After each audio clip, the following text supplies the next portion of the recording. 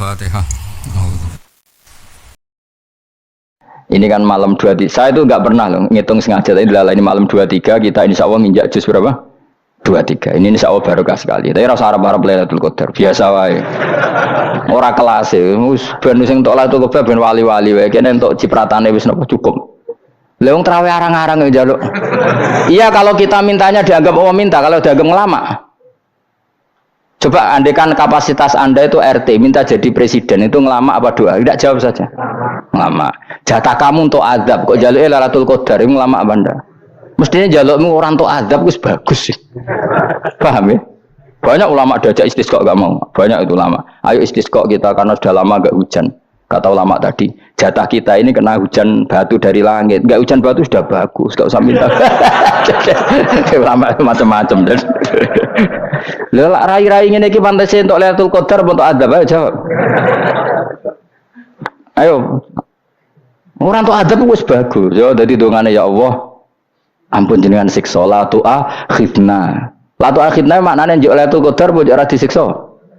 Ya makam kita itu masih Rabbana la tu'akhidna. Iku supaya gak disiksa innasina waqtuna kalau kita salah. Kowe kan gak kalau. Wah sudah salah. Jadi donga innasina waqtuna sange apikane pangeran wae ditambahin kalau kita salah. Kalau kita kan sudah ada kalau lagi sudah. Sudah jelas salah berkali-kali lagi. Mbok wong diisin. Yo lak jaruk Lailatul Qadar gak diisin. Tapi oleh yang pangeran apian, pangeran kan, tapi misalnya pangeran ora aku, luwe apian timbang aku. Jadi soalnya disahno permintaan, tapi gak dikabulno. Mau disahno, tapi rasa apa? Disahno itu iman jalin, jadi mau goblok dia menang, macam-macam. Makanya doa paling fair itu ya, Rabbana dzolamna anfusana wa lam taghfir lana wa tarhamna lanakunanna. Makom kita itu di sepuro pangeran. Sing bener donga wong traweh-traweh lho ning Tuban ning Jogja wis bener apa innaka afuwun karim tuhibbul afwa fa'fu anna. Ora ana guru-guru kita ndonga ya Allah anilna lailatul qadar ya Allah ka ono sarahku iki kita ora ono ngajarno ngono ya Allah innaka afuwun karim tuhibbul afwa fa'fu anna. Jenengan kandat sing kathah nyepurane lan seneng nyepuro mimpun jenengan sepuro iku bagus sudah bagus. Dak lailatul qadar gresik ndelok srengenge terus ndelok angin. Angger angen daerah Gunung Kidul banter terus anak-anak. Boy wong tahu diri, maksud kula dia tetap minta Lailatul Qadar tapi tahu diri. Misalnya suwe bar sedekah, puasa bar salat 1000 rakaat, terus utang mesti sahur, sampai togo-togo sing mbok dolimi jaluki sepuro. Pas kowe tenan mergo ngrasa ora dolim, nduk Lailatul Qadar. Tapi kira ngrasa ora dolim wis ujub sombong.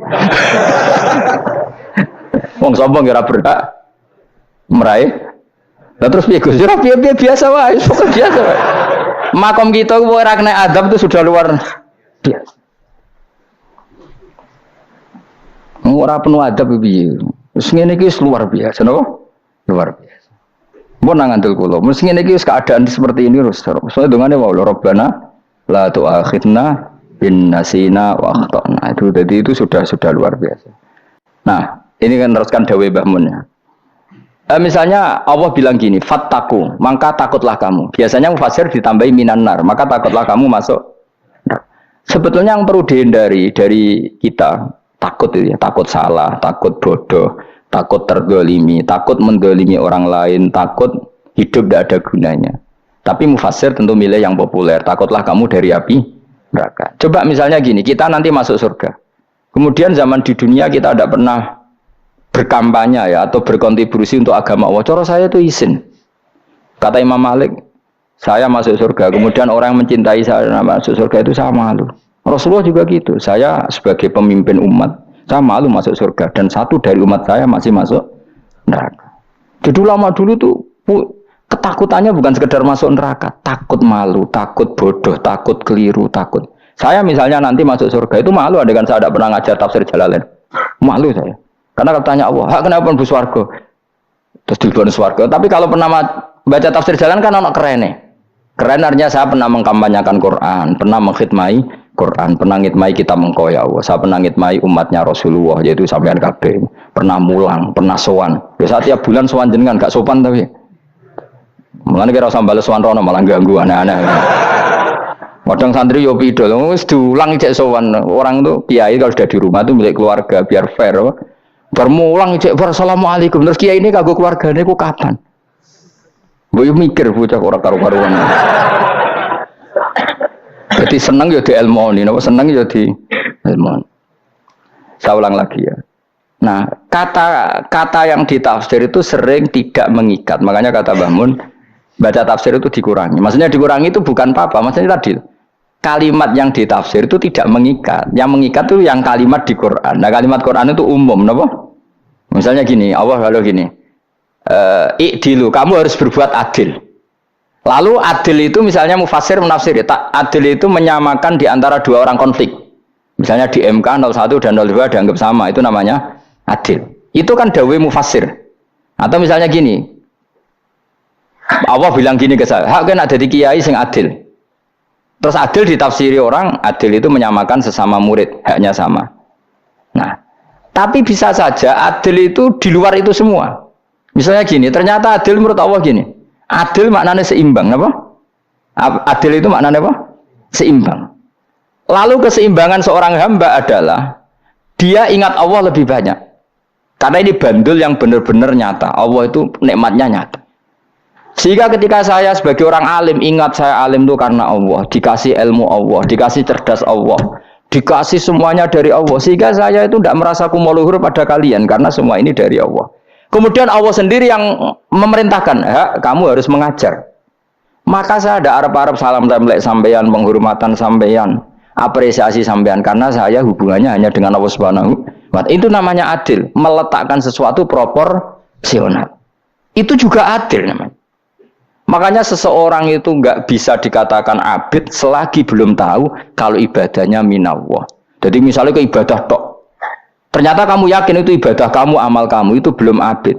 Abid hakikat adalah alhamdulillah alladzi hadana li hada wa ma kunna linahtadiya laula anda tahu. Ketika kita sujud yakin ya Allah alhamdulillah jenengan menakdir saya sujud. Saya sholat alhamdulillah engkau menakdir saya sholat. Sehingga minallah dulu pikiran itu semua kebesaran kebenaran ini minallah dulu. Baru setelah minallah kita yakin billah. Setelah billah juga yakin illallah. Misalnya gini illallah itu. Setelah saya ngajar tafsir Jalalain kepentingan saya satu. Hamba-hambanya Allah menjadi tambah mencintai Allah. Tidak mencintai saya, enggak penting sampean mencintai saya. Makanya Imam Syafi'i tiap mengajar bilang begini, "Wadittu annal khalqa ta'allamu hadzal ilma wa la yahmadunani." Saya senang kalau kalian belajar fikih sama saya, tapi kamu enggak usah muji saya. Jadikan fikih ini alat taqarrub kamu kepada Allah. Itu namanya minallah wa ilallah. Itu adil. Tapi adil yang dijelaskan ulama beda-beda tadi. Ada mengatakan adil adalah proporsional antara murid, antara keluarga dan murid. Meskipun kamu senang mulang, jangan merantarkan keluarga, itu tidak adil. Itu kan versi, no?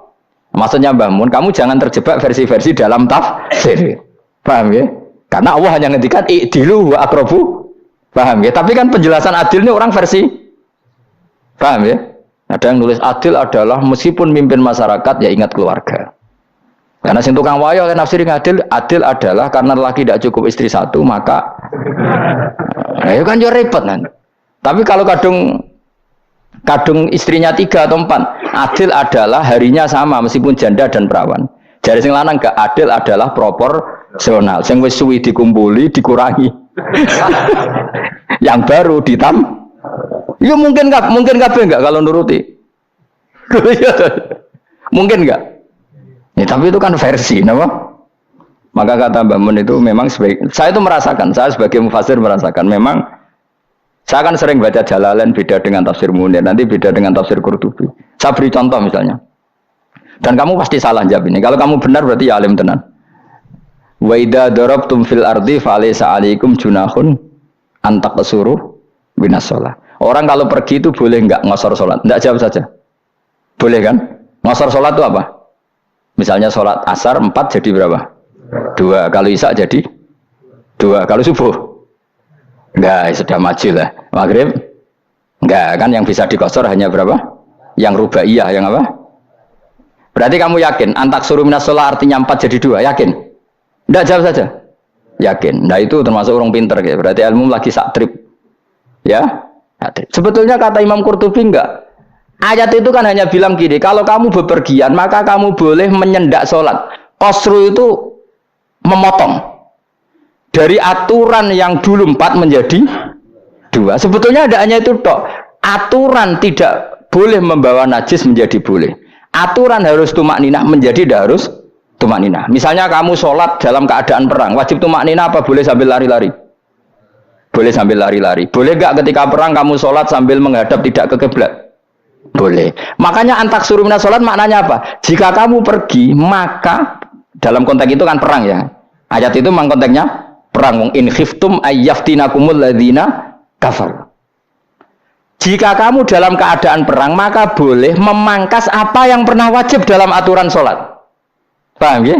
4 menjadi 2. Keharusan menghadap kiblat menjadi tidak wajib. Membawa najis sholat sah enggak? Enggak kan? Tapi kalau dalam perang, kemudian pedang kamu ada najis, boleh dibawa enggak? Boleh. Jadi maknanya taksuru a'ammu min ayakuna qasrus sholat wa a'ammu min ayakuna wajibati sholat yang sekarang enggak wajib. Semua itu namanya juga meringkas kewajiban. Berarti nak mana nih? Jika kamu dalam keadaan perang, maka boleh memangkas sesuatu yang dulu wajib menjadi tidak wajib, yang dulu haram menjadi boleh. Tapi mufassir menyontohkan qasrus sholat hanya 4 menjadi 2. Dong ya? Oh ya, nangke alim ngono tenan wis dokter tafsir sah. Engko tak iku sudah dhewe. Tapi ora perlu orang lain ngakui.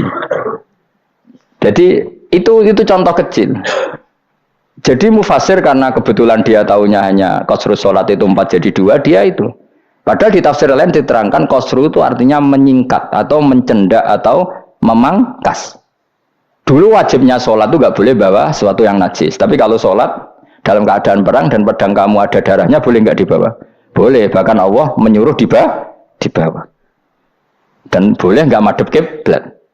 Fa in khiftum farijalan auruk banatagi fa idza amintum fadhkurullaha kama 'allamakum. Ketika keadaan aman baru sholat sesuai standar.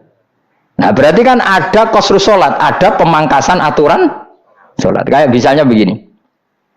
Dalam keadaan normal, boleh nggak kamu motong pohon pisangnya tetangga tanpa izin? Nggak boleh kan? Tapi misalnya ada banjir bandang, kemudian kamu bisa selamat kalau motong itu. Wajib izin apa malah haram izin? Haram izin, harus kamu langsung potong. Karena kalau tanpa begitu kamu tenggelam. Dan yang punya wajib meridhoi. Kalau nggak meridhoi disalahkan syarak malah. Paham ya? Jadi ini penyolongan yang wajib. Tapi tak coba potong kayak ngelangihin, terus gedangnya bepangan, itu berlebihan. Karena Allah memaklumi hanya untuk ngelangi. Jebule wis menisan lah itu di luar izin syariat apa? Di luar izin syariat itu melampaui batas itu. Syaratnya boleh itu ghairu baghiw wala adfamani turra itu darurat syaratnya ghairu baghiw wala dan tidak boleh melebihi batas. Ora ape ngetok gedangnya dijupuk sik. Sing mateng dipangan terus diketok. Ora oleh. Paham jelas ya. Makanya kalau ngaji tafsir ya saya kan berkali-kali ada makna di tafsir Imam Suyuti saya tambahi umpamanya ini. Maksudnya umpama itu supaya contoh itu tidak mengikat. Jadi yang disebut beliau itu satu dari sekian potensi ribuan contoh. Ya kayak tadi misalnya antak suruh minas sholah. Itu umumnya ulama membayangkan qasrus sholat yang 4 jadi 2. Padahal enggak, maknanya meringkas aturan dari wajib menjadi tidak wajib. Bahkan sebagian aturan itu dikatakan haram, tidak haram. Itu tadi misalnya bawa najis atau teman kamu mau dibaca orang kafir, terus kamu bilang, hei hati-hati, itu tidak batal kalau dalam sholat siddatil khauf. Paham ya? Jelas? Semaju lah, malam terlalu likur, lelah dulu. Semua wis gumen be wong-wong, bingung ora ilmune wong-wong. Ma ungziro abahum elam yung zaru tegese ora den kei wedi sapa ngangge fi zamanil fatrah ing dalam zaman fatrah. Ya sama seperti ini. Orang tidak mendapat ingzar itu fi zamanil fatrah, zaman enggak ada rasul. Tentu tidak hanya itu tok. Ada rasul tapi orang itu jauh dari komunitas ulama. Itu juga termasuk orang yang tidak mengalami ingzar. Jadi tidak mengalami ingzar bisa di zaman fatrah atau sudah ada rasul tapi dia jauh dari ulama atau jauh dari komunitas Islam. Itu juga komunitas yang tidak ngalami ingdar. Fahum mongkote wong akail kaum iku khafidun lali kabehane imane sing iman parustilan bener. Ya contoh paling gampang itu nak dawuh yai mesti bener itu loh. Kalau kamu ngaji tafsir Jalalain ya Yuhannasu budu rabbakum. An-nasu biasanya tafsirkan kufaru Mekah, napa? Padahal di situ nas semua manusia apa kafir Mekah? Semua manusia. Cuma konteks dulu karena Nabi orang Mekah dan zaman itu yang diberi peringatan orang Mekah, Imam Suyuti bilang kufaru Mekah. Lah seperti itu kufaru Mekah mengikat apa enggak? Enggak kan? Enggak, karena yang dituruni Quran yo kafatal linnas. Tapi ya nasu di Jalalain sering ditulis apa? Kufaru Mekah. Lah seperti itu tidak mengikat. Itu contoh saja, Pak. Contoh saja dalam konteks zaman itu. Paham ya? Jadi banyak, makanya tafsir itu sebenarnya enggak ngikat. Ya tapi yang ngomong gitu harus orang alim. Kalau kamu yang ngomong malah kacau. Kemudian ngomong sombong, maksudnya kan manusia, saya juga manusia, ngapain saya harus ikut? Ya sarap itu. Ibu ora, sombong sarap, no? Sombong sarap. Lakot hakko teman-teman fahum, lakot hakko teman-teman nyata apa alkohol apa titah, wajib ada wajib mana nyata alaksarim, yang atas yang agak bil adab. Lakot hakko teman-teman jadi nyata apa alkohol apa titah anane adab. Wajib apa adab ala aksari bil adab fa mongko wong akeh la yuminu ora iman sapa ngakeh il aksaru tegese te akeh wong ora iman zaman niku Mas ya maksudnya zaman niku tapi jengben nggih mboten ngerti tapi yang mungkin badhe Isa itu semua orang iman tapi ya banyak yang setelah iman itu tidak bermanfaat lagi karena wis napa matahari terbit dari napa